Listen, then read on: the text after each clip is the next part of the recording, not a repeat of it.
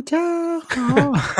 大叔中中文来文，啦！好，我把真的可以讲出来 Instagram 也开一下。啊，好，欢迎大家来到大叔中文。每个星期五都是大叔们跟大家聊聊怎么学习中文，或者是聊对聊文化的时候，所以对，大家不要觉得有压力，我们就是轻松的聊天哦。好，那么也欢迎各位同学能够每个星期五准时来收看大叔中文的直播课哦。好，那么我们今天要聊的东西也是各位同学常常问的问题。灿叔，我们今天要聊什么？就是为什么学习中文的时候，输入比输出更重要啊？为什么呢？好，可能很多同学都会听到中文老师建议大家要多多的输入，多说甚至要或者多，常输。对，所以这个输入，我觉得主要是阅读或听，对不对？对，输出的话可能是着重在说或说上面，写嗯，所以听说读写刚好两个是输入，两个是输出啊。对，那么我们今天呢，两位大叔就来分享一下，为什么我们觉得学习中文的时候，输入比输出更重要更重要，对。对，好，然后我们有林子同学来了，还哦，好有久不明川见，明这两川，位同学的中文都学习的不错，想必是常常输入，对不对？好，那我常常听们有几个大叔中文输入啊，佳佳也对，来了，佳佳也来了，佳佳也常常不只看大树中文我每天直播课他也有来哦，那就输入挺慧君多的，对，对，慧君也是Chris 来了，好嗯，OK，好，那灿叔，我觉得我们来聊第一个原因好了，好，嗯嗯，灿叔建立语感，为什么？建立语感啊，输入，就是我觉得其实我们学习一门语言的时候啊，对，就总是会觉得有时候自己说出就是你在学习一门新的语言，比如说学习中文的时候，你会发现自己说中文的感觉很奇怪，就对，特别是对比母语者而言，你感觉总是那个味道不对，为什么有这种感觉？这其实就是语感。为什么这个语感很重要？其实我觉得任何一门语言，母语者和非母语者这个感觉差别最大，我是觉得在语感上，不在这个词汇量上，不在一些复杂的表达方式，就是语感。没错。而这个语感它究竟是怎么形成的呢？难道就是不断的说就有很好的语感吗？我是不相信的。我是觉得这好的语感一定是建立在非常非常多大量的就是母语者材料的输入之上。对，没错。然后语感这方面，我也觉得，其实很多同学会学习语法，甚至各位同学，你们的语法会比母语者还强。我相信，对，因为你们会说，这个是主语这个是状语这个是定语。其实我们母语者如果不是中文老师的，根本不晓得什么叫，而且根本不知道什么叫做谓语，什么叫定语。对对，母语者根本没有经过语法的训练，所以我觉得母语者比你们厉害的地方，比学生们厉害的地方就是语感，因为我们的输入非常多。母语者日常生活就是说，听，用，随时都在用，随时都在输入，所以我们的语感非常强大。我们听得出哪些句子是错的，哪些句子是对的。所以我觉得同学们也要用这种方式来学习语言会更好。无时无刻在输入这门语言，你的语感就可以慢慢建立起来。对，我觉得这个东西真的是不断的一个累积的过程，而且是一个非常自然而然的过程。对，你假如就是你的这个输入和输出是1:1的话，对，就是1:1啊。其实你输出的东西其实是很简单、很简陋的。对。但是假如你的这个输入是比如说5:1，甚至是9:1，你输出出来的东西水平就会提高不少。对，没错。这个其实我觉得这个比例是很重要的。甚至我觉得像很多老师提倡 comprehensible input 这种教学法，他们甚至觉得我们不用急着输出啊。是的，你可以90%的输入有的中文老师甚至这样建议大家。所以输入我觉得第一个建立语感是非常重要的。母语者甚至可以凭着语感就能确定这个句子是对的还是错的。因为你要语感不够的话，你很多时候就在想着我怎么套这个语法。对，有了语感其实不需要套语法，很多是自然而然，你觉得在这个情境下就是应该这么说的，因为你在这个你吸收了足够多的这些语言材料，它就会告诉你正确的说法是什么样子，对，而不是说我在想这个语法正确是怎么样子，而是真正的在平常应用中正确的是怎么样子，你自然而然就会知道，这个其实就是语感。对，像我有一些同学词汇会用错哦，那我觉得一方面也是语感不够强，比如说他们会搞错激动跟感动，对，他们不晓得当中的不同。那这个东西其实可以从大量的输入去分辨的出来，激动跟感动其实还是有不一样，因为感动通常就是用在好的情境下面，对不对？这个真的需要大量的输入才有办法。还有可笑跟好笑，可笑就有点嘲笑的意味在里面了，所以这个都需要大量的输入才能够去分辨一些词汇的不同。好，那贺华呢也提出自己的想法来阐述念一下好了。输入应该更重要一些，但也不要忽略输出，那是肯定的。语言最终肯定是为了说嘛，但是我觉得相对而言，输入其实确实应该比输出更重要，应该花更多时间，起码是在打基础的阶段，你绝对要有这么多时间投入进去才行。是的。好 ，Chris 问我们输入的定义是听还是读，都有吧？都有，两个都算。对，我觉得两种都蛮重要的哦。好，那么我们来聊聊第二个原因吧。好，阐述我们第二个原因，觉得输入比较重要的原因是积累词汇，对吧？语言要是没有词汇，它是什么？就是一个空架子，什么东西都没有。你想表达什么东西也没有，你想看什么东西也理解不了，你想听什么东西你可以不要有语法，但是你一定要有词汇。对呀。因为输入的过程它真的是不断的在加强，就是不断的强化，不断的重复。因为我们在日常生活中说话的话，就是会把很多词汇、很多说法不断的重复再重复。对，然后这很多东西，这些很多词汇都不需要你刻意的去记，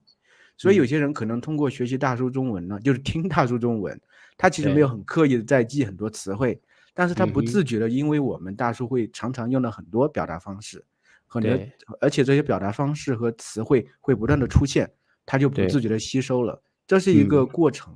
而且我觉得这是一个非常好的过程。而且我觉得累积词汇很重要的一点是，常用的词汇它自然而然会出现很多次。对，所以你就有一个判断，就知道哇，这个出现了10次，这个我应该要把它记起来。那有的词汇可能很少出现，你就会知道它不是一个高频的词汇。那基本上我们当然累积词汇是要以高频词汇优先对，好。那我觉得还有一点就是积累词汇很重要的就是读故事书吧。是的，是的，因为读故事书的话，真的它有画面感嘛，有画面感记东西更容易。对，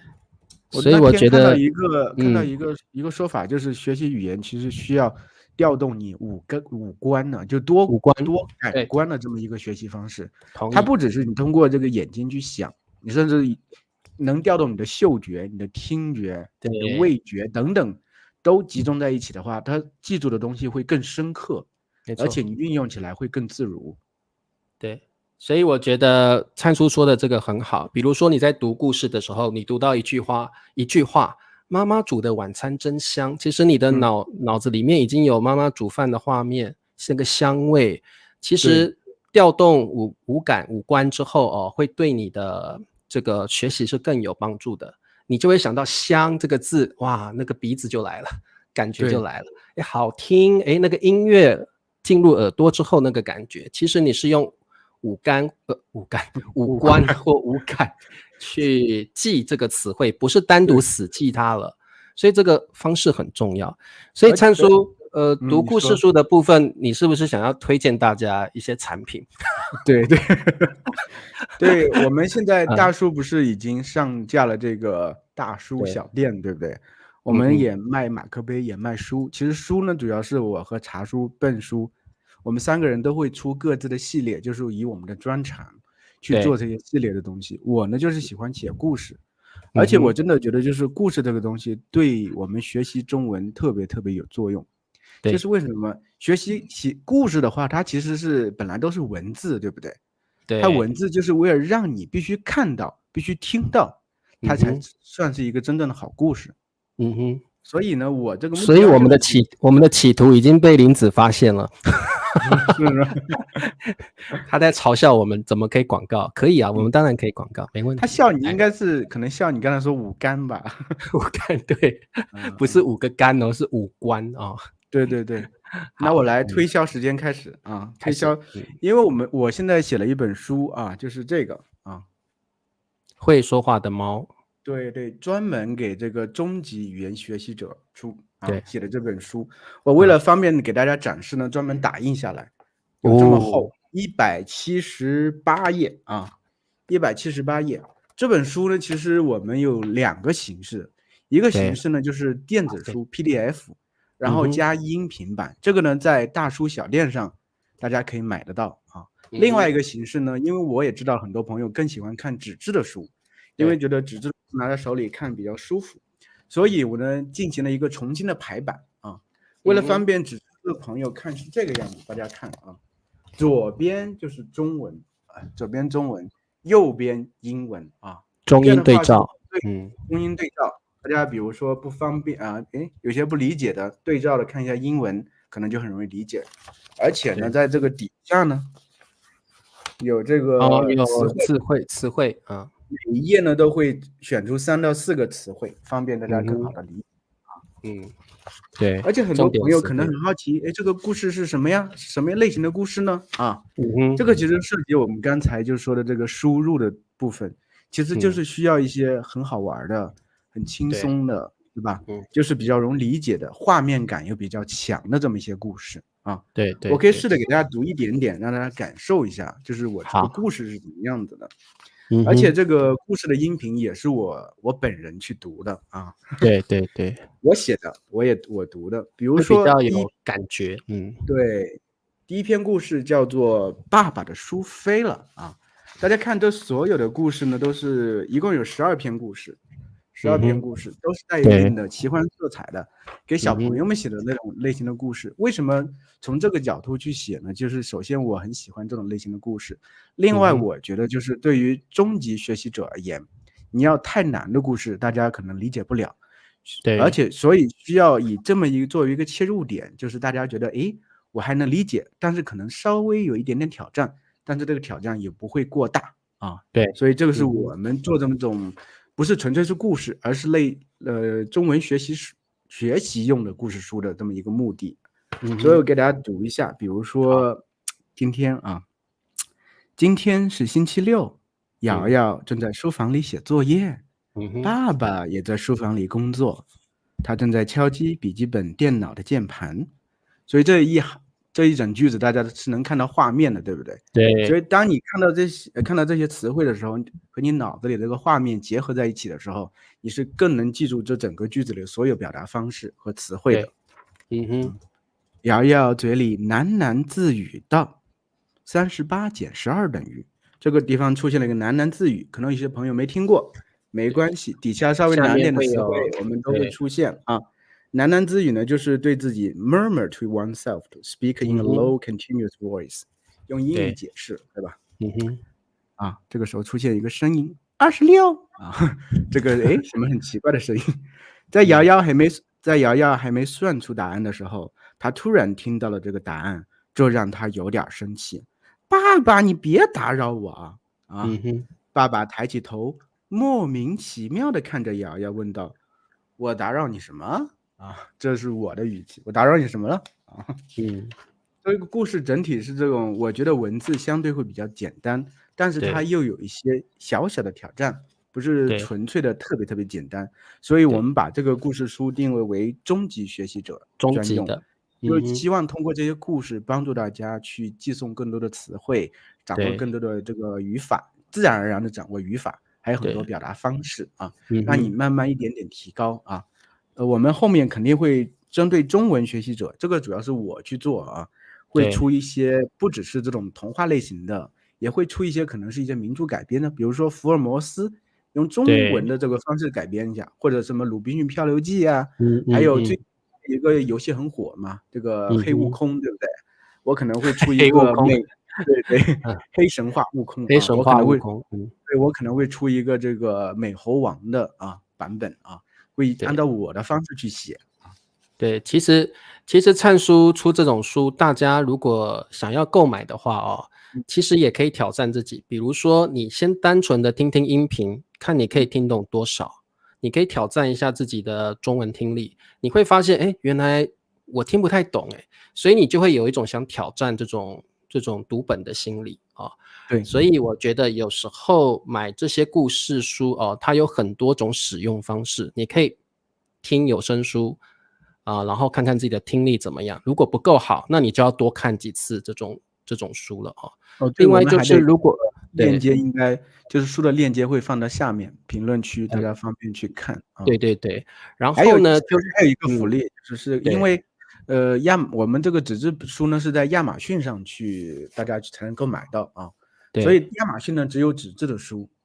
其实我们音频版的话是这样，给大家一个福利，就是第一个月从现在开始的第一个月，大家通过在亚马逊上购买书的这一个截图，可以给我们大叔发这个邮件大叔的邮件，然后我们给大家免费提供音频，就是有声书对，好，所以现在如果大家去亚马逊购买的话购买纸质的书的话我们现在一个月，现在开始算一个月，我们会免费赠送音频好，所以大叔 Chinese at Gmail 对吧？这是我们的邮件。对，这是我们的 email 可以，只要你购买的话，我们就会把这个音频直接送给大家。那我觉得像灿叔这种比较具有幻想力的故事也很适合，如果你有孩子的话，可以当睡前故事，而且你可以跟孩子互动。你觉得为什么这个主角发生对，我忘了，就是其实后面还有准备了还有小问题，对，小问题比如说第一篇这个查出一提醒我都忘了，提醒我都忘了，是对，所以我们对有问题还有选项对，5个问题后面还会有答案，对，答案就在下一页。为什么我觉得这种读物很适合亲子一起阅读是因为你也可以问问孩子说，如果你是主角，你会怎么做？或者是你有没有专心听这个故事然后你们亲子之间可以做互动。我觉得这对孩子的思维能力还有理解中文的能力一定会进步，而且你们亲子之间的感情也会增加。所以我觉得这个读故事书真的是一个爸爸妈妈跟小孩共同的回忆，又是一起学习，我觉得这个帮助蛮多的。所以我们为什么一直觉得读故事书是一个蛮不错的输入方式好，然后 Chris 觉得看剧啦是很好的输入，没有错，也是看电视剧也是。好，那么我们来看一下第3点，为什么输入比较重要好，阐述念一下。对，你那个我还没看到。对好，第3点，理解文化背景对，理解文化背景我觉得是很重要的因为其实我们说学语言，其实我们不只在学语言，我们也通过这个语言去了解一个国家的文化，对，然后去了解这个国家的人跟想法。所以我觉得学语言绝对不是就把词汇、语法，然后词汇记起来就好了，没有那么简单。我觉得如果你能够享受这个国家的文化，那当然是会给你学习语言这个爱好上面加很多分数的而且我觉得不只是享受了，其实你比如说和中国人打交道的时候，你就会发现很多文化的这个东西是所有中国人都知道的。但是你要不专门去，比如说有大量的输入，通过看剧也罢，看书也罢，或者听播客也罢，你不知道这些东西的话，你到时候和他们打交道的时候就会一头雾水。2个人中国人好像在说一种秘密的语言一样，你完全听不懂。我最近其实在看一个综艺节目，叫做《喜人奇妙夜》，它其实就是那种类似于小品一样的，外国叫 sketch 那种东西，它类似有小短剧一样，在舞台上表演，会打扮起来。里面有一个剧我特别特别喜欢，就是讲《西游记》的，但是呢，是一种解构的那种状态，就是不是完全按照《西游记》的文本进行创作的，而是进行一种结构化的处理。然后他设定了一个场景，就是我们中国人都知道9981难，对不对？对对。但是他在那里设定就是，唐僧他们来到了这个西天啊，他们去西天取经，来到西天之后，发现就是只能经过80难，最后一难没有妖怪可以打了，这是他们一个困境。然后他们就想怎么集齐最后一个难，他们才能变成佛，才能成佛啊？对，所以就是讲他们师徒4个人最终怎么克服这个困难的。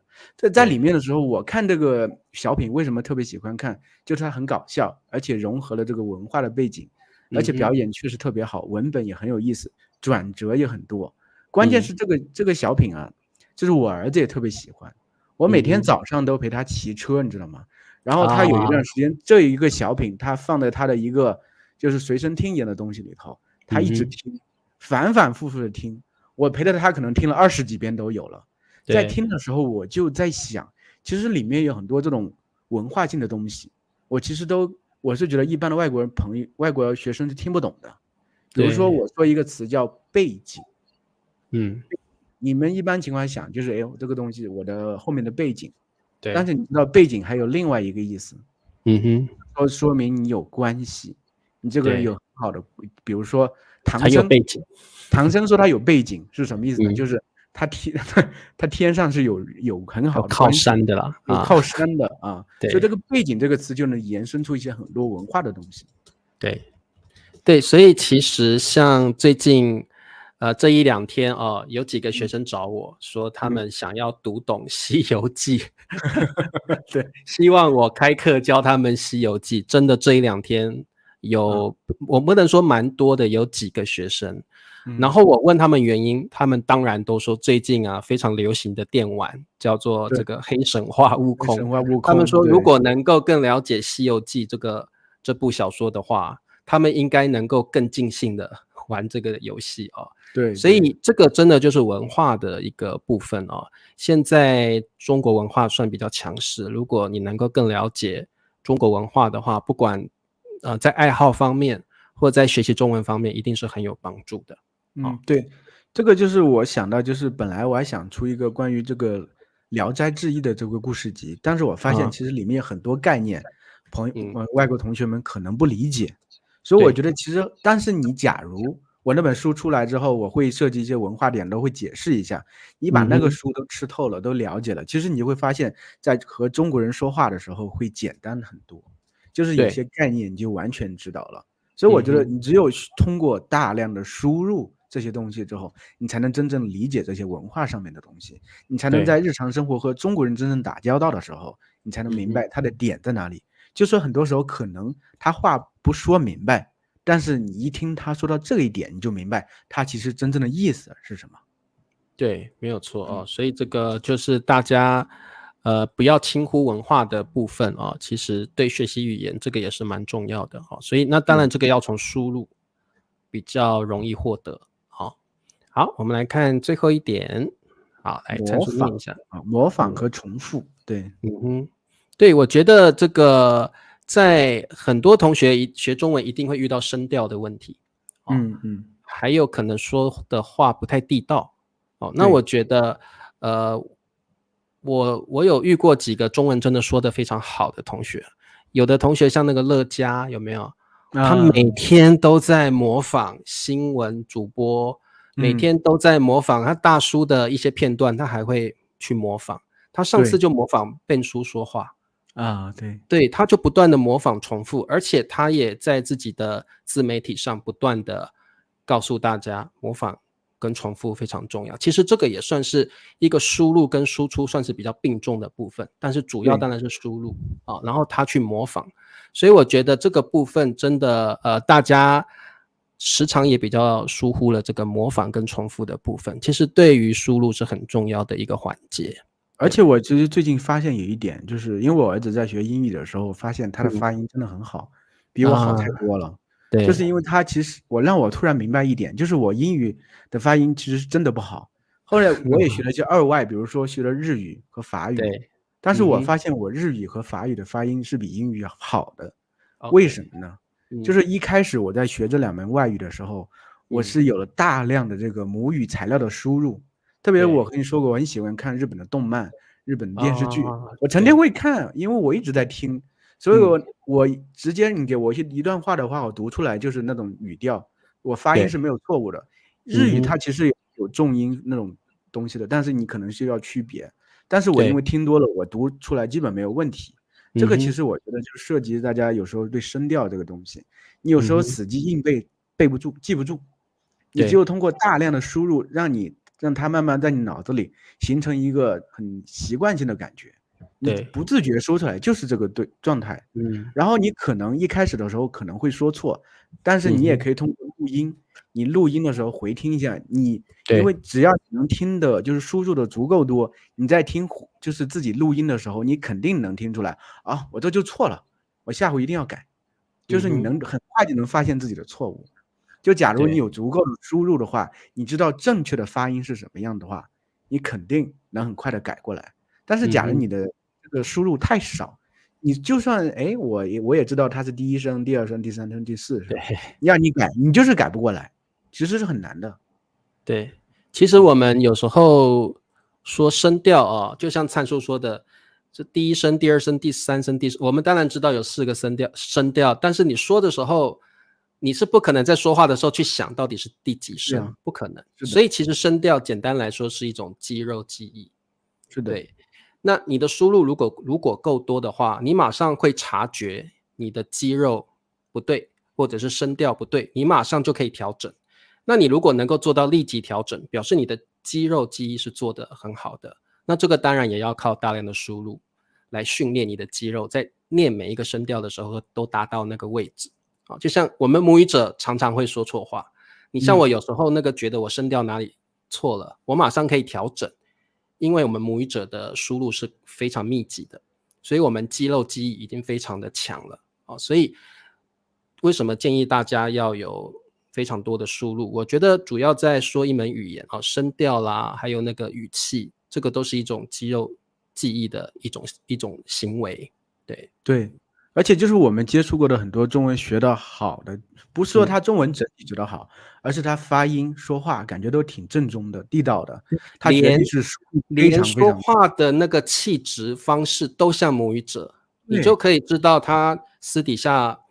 做了多少输入的努力。绝对是输入非常非常多的，没有任何疑问的。对，我也听过很多学生每天是3、4个、5、6个小时在听、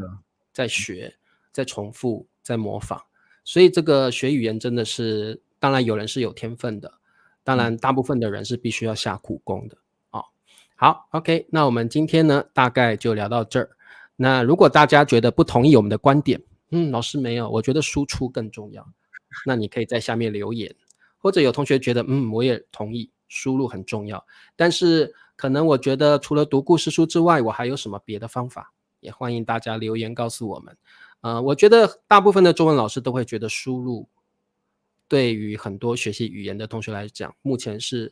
第一个重要的事情第一个重要的事情。好 ，OK， 那也希望大家分享你们的想法，然后告诉我们。那要是有书去购买，别忘了我们每周五我们都要打广告就是灿叔现在这2本小说故事书呢，都已经其中一本对不对？爱说话的猫已经有纸质版了所以大家可以去亚马。如果你真的希望有一个纸本看的话，我看林子上说日本的亚马逊没有，有的，它日本亚马逊也有，你可以搜一下。也有，对，那这个日后呢，如果你们真的觉得纸质版的不错我们以后的书大部分都会有纸质版，会放在亚马逊上。那如果你们要电子书加 PDF 版的话，你们可以到我们的大书小站去购买对，然后喜欢马克杯的可爱的马克杯也可以去那边购买好，那也要谢谢大家的支持因为这个大书中文需要大家的支持。好，那今天我们的直播就到这儿。等一下呢，这个直播会上字幕，你们也可以听一听我们刚刚说了什么好，那我们下次见咯，大家再见，拜拜，拜拜，拜拜。